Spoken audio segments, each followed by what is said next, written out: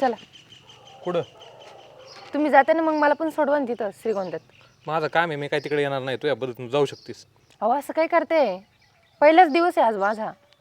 मग मी काय करू? तू पहिला दिवस आहे तर मी सांगितलं तुला जॉब करू नको म्हणून.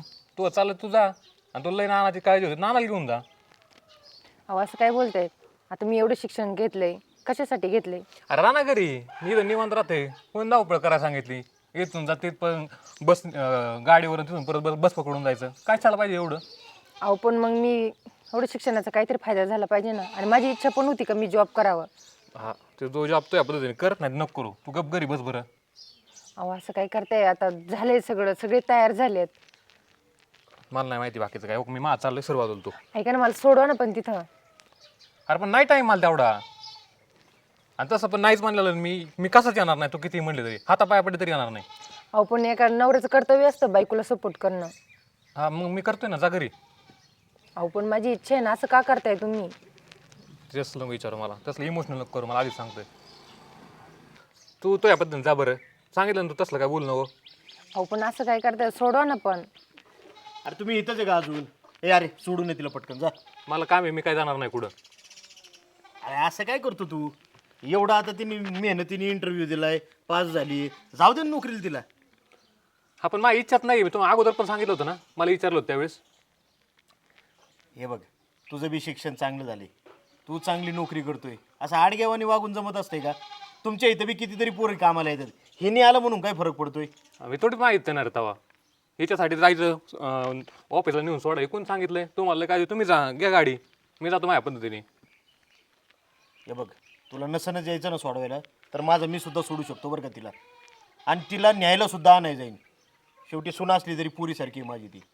तिची हाऊस बघायचं माझं काम आहे, आणि तिची इच्छा बी पूर्ण केली पाहिजे. आणि पैशासाठीच नोकरी करते असं नसतंय बाबा.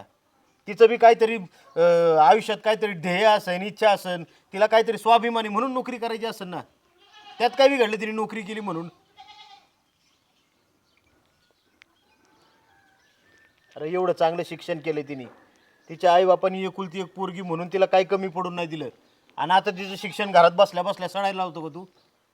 हा, अजून थोड्या दिवसांनी तिला म्हणलं मी, घरच्या घरीच शिकवणी घे, नाही तर काय क्लास घ्यायचं ते घे, पण आता करायचं तर करू दे ना तिला नोकरी. तेवढंच तिचं पण आपलं अभ्यास एकदा उजळणी होईल. आला तर तू नोकरी करतोय, तुला काय बोललो का मी? नाही, आपल्या घरात शेतीवाडी चांगली आहे का नाही, तरी सुद्धा तू नोकरी करतोय, कारण तुझ्या शिक्षणाचा उपयोग व्हावा, तुझा बी एक स्वाभिमानी आहे, चार पैसे हातात यावं, मानाने मिरवावं म्हणून करतोय ना. मग तिची इच्छा तिची असेल तर त्यात चुकलं काय रे? नाही बरोबर आहे. आणि मग उगा येडेवानी करायचं काहीतरी. बरं चल जाऊया. जा, आणि चांगल्या मनाने सोडव जरा तिला. हां ठीक. अरे एवढी बायको शिकलेली, तुझी चांगली नोकरी करते, तुला अभिमान पाहिजे, तर तू तिलाच आडवं लागला वय. जाऊ दे ना, चुकलं माझं. हा, जा पुरी. हो येते ना. आणि जाताना पेड बिडन हे, पहिला दिवस आहे तिचा. जाऊ का? हा.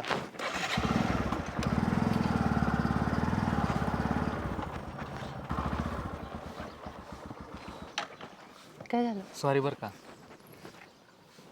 का बरं? आज मलाच लाज वाटायला लागली. एवढं शिकलेलं असून पण मला काही काय करावं समजलं नाही. पण बघितलं का आपलं तात्या आडाने असून पण किती समजून सांगतंय. खरंय. सॉरी बरं का, पण तुझी माफी मागतो परत एकदा.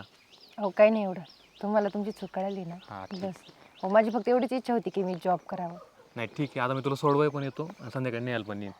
खरंच? हां, आणि तुला जर काही गरज असेल ना, तर मला काही वस्तू समजा लॅपटॉप लागलं तर तिथं मला सांग, आपण नवीन लॅपटॉप घेऊ. ठीक आहे, चालेल. ठीक, बस चल. आणि तुला गाडी पण घेऊन देतो 1 महिन्याने अजून. थँक्यू.